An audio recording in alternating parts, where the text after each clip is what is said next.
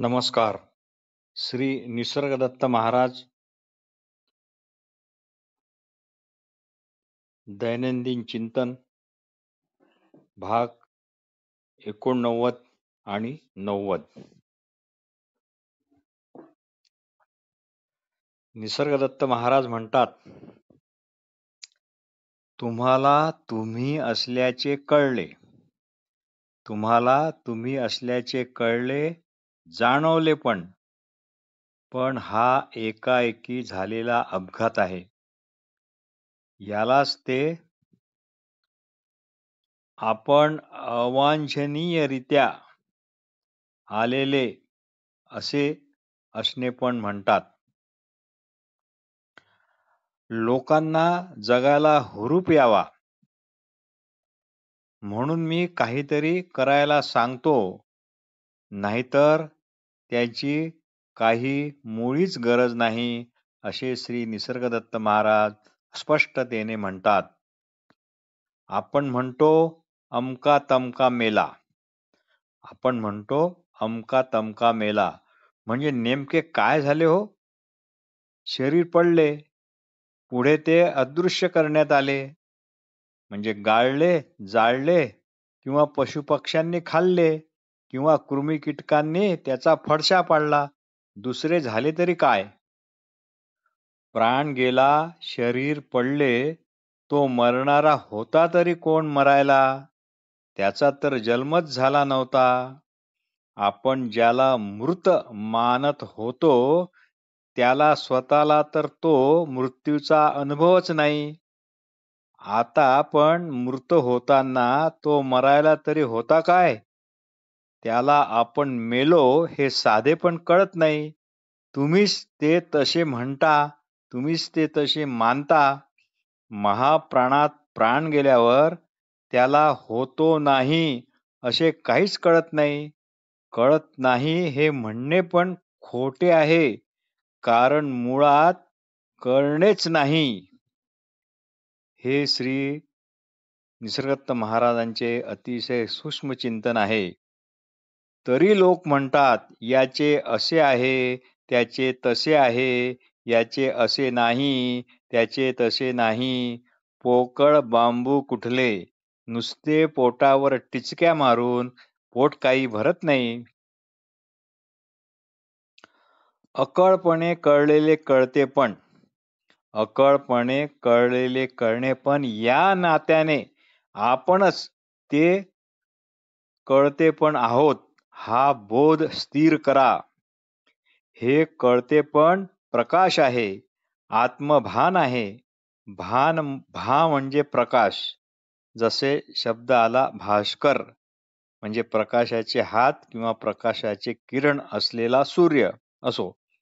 हा सूर्य अगोदर कळतेपणा म्हणून असणेपणा आहे, म्हणजे प्रकाशत्व म्हणून आहे, आणि बाकी जितकेही काही आहे ते सर्वच्या सर्व यामुळेच कळणारे आहे, म्हणजे याच्याच प्रकाशत्वामुळे प्रकाशित होणारे आहे. जे प्रकाशित झालेले असते ते नेहमीच, इथे नेहमीच शब्द अतिशय महत्वाचा आहे. जे प्रकाशित झालेले असते ते नेहमीच अनित्य असते, व जे प्रकाशित करणारे आहे ते नेहमीच, इथेही नेहमीच शब्द महत्वाचा आहे, नित्य असते. म्हणजे जे प्रकाशित करणारे आहे ते नेहमीच नित्य असते. पण जेव्हा तुम्हाला नित्य हवे असते तेव्हा मात्र सारे मुसळ केरात जाते, आणि जेव्हा तुम्हाला अनित्य नको असते तेव्हाही सारा बोध हा डस्टबिन मध्ये जातो. तात्पर्य, नित्य अनित्य विचार बरोबर करताच येत नाही. फुरसत नसेल तर निदान झोपताना तरी गुरुवचन आठवून स्वस्थ झोपा. मग गुरुवचन न आठवताच सकाळी ते आपोआपच आठवेल आणि जाग येईल. अशा प्रकारे आपणच आपल्याकरता आपलीच चोखाळलेली ओळख म्हणजे आत्मभान. अशा प्रकारे आपणच आपल्याकरता आपलीच चोखाळलेली ओळख म्हणजे आत्मभान. श्री महाराज म्हणतात, आपण आहोत हे ज्ञान खरे म्हणजे देवाचे देव आहे. श्री महाराज म्हणतात, आपण आहो हे ज्ञान खरे म्हणजे देवाचे देव आहे. यालाच अनन्य शरण जा. म्हणजे अगोदरच्या असणेपणाशिवाय दुसरे काहीच नाही हेच पक्के ठरवा. या आपणच आपण आहोत या ज्ञानाशिवाय तुम्ही आम्ही काहीही नाही. म्हणून तेच आपण. तुमच्याबद्दल कुठेही कुणीही काहीही शास्त्रग्रंथात लिहून ठेवले वगैरे काही नाही. जे की तुम्ही वाचून कुणाकडून ते समजावून घेऊन तुम्ही कोण आहात, काय आहात वगैरे हे तुम्हाला कळेल असे काहीही नाही. आपल्याकडे अकळपणे आलेले कळतेपण आहे. ते आपल्याशिवाय दुसरे कोण शास्त्र व्यक्ती इत्यादी तुम्हाला समजावून सांगणार. अकळपणे आलेले कळतेपण किंवा अकळपणे आलेले असणेपण म्हणजेच आपण इथेच चिटकून राहा. भाग 90. आपण असल्याच्या ज्ञानाला म्हणजे अगोदरपणे असणाऱ्या असणेपणाला न अंत आहे न प्रारंभ आहे, कारण ते नित्य हजर आहे, कालातीत आहे. आपणच असल्याच्या ज्ञानाला अशा या आपणच असल्याच्या ज्ञानाला असणेपणाला जन्म मृत्यू नाहीत. श्री निसर्गदत्त महाराज म्हणतात, शिष्याने म्हणजे साधकाने हे आमचे म्हणणे जेव्हा स्वीकारले तेव्हाच त्या शिष्याचा देव जन्म झाला. श्री निसर्गदत्त महाराज म्हणतात, शिष्याने किंवा साधकाने हे आमचे म्हणणे जेव्हा स्वीकारले तेव्हाच त्या शिष्याचा देव जन्म झाला. अगोदर त्याचा फक्त देह जन्म होता. गुरु नाम देतात म्हणजे नक्की काय करतात हो? गुरु नाम देतात म्हणजे नक्की काय करतात?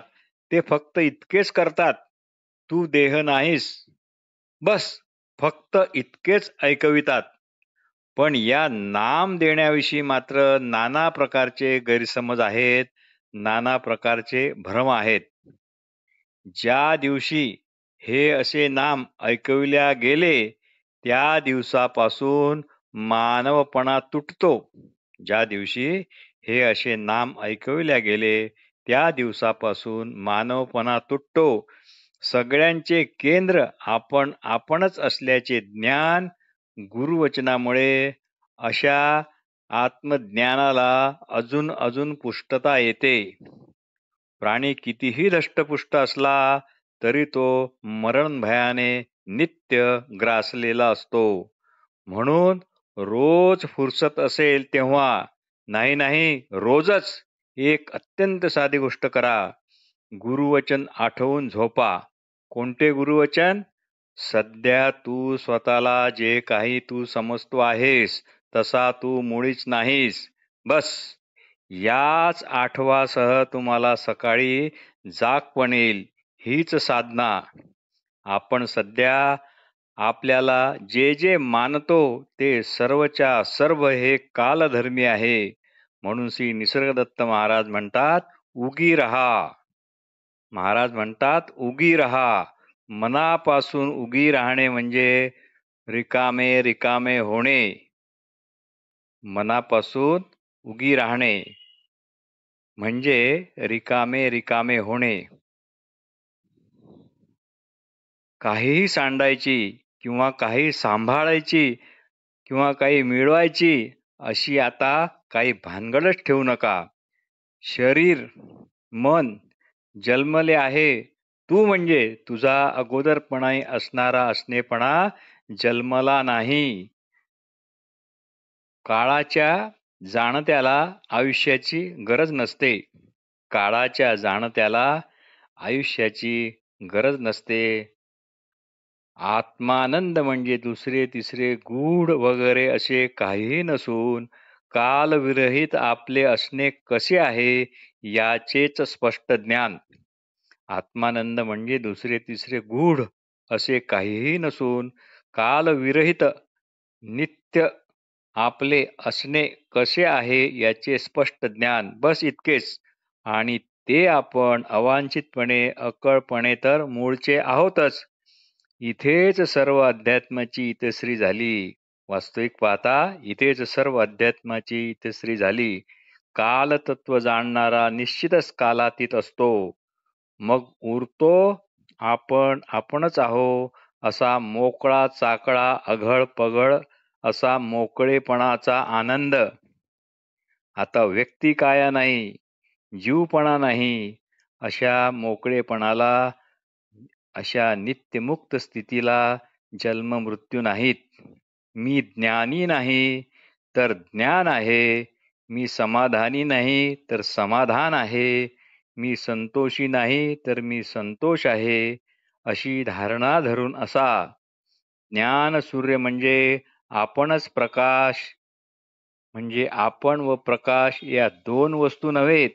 आपला प्रकाश असेही नाही तर आपणच प्रकाश. आपला असणेपणा असेही नाही तर आपणच असणेपणा. अशा ज्ञानी माणसाकरता दिवस रात्र, महिने वर्षे, युगानुयुगे सर्व हे एकाच क्षणात असतात. आपणच आहो हे आपल्या सतत ध्यानात आहे. पण हे लक्ष या अगोदर देहाकार होते, मर्यादित होते. पण ते आता असणेपणा म्हणून विराट असे विश्वरूप झाले आहे.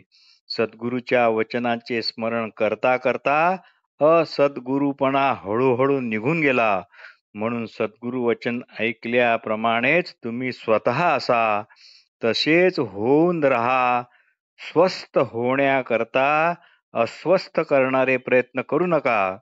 ज्ञानेश्वरीत आले आहे की तैसे हरपले आपण पे पावे, तैसे हरपले आपण पे पावे, तै संता ते पाहता गिवसावे, तै संता ते पाहता गिवसावे.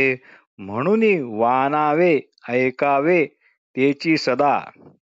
तैसे हरपले आपण पे पावे, तै संता ते पाहता गिवसावे. म्हणून वानावे ऐकावे तेची सदा. ज्ञानेश्वरी 18 अध्याय ओळी क्रमांक 400. आपल्याला आपण लक्ष न दिल्यामुळे, आपल्याकडे आपण लक्ष न दिल्यामुळे विसरल्यासारखी झालेली मूळ स्वरूप स्थिती, आपल्याला आपणच लक्ष न दिल्यामुळे विसरल्यासारखी झालेली मूळ स्वरूप स्थितीत परत पूर्वीसारखे जर स्थापित व्हायचे असेल तर गुरुवचनाचाच आश्रय घ्यावा, गुरुवचनाचाच ध्यास घ्यावा. सतत ते तू आहेस याच गुरुवचनाला चिटकून असावे.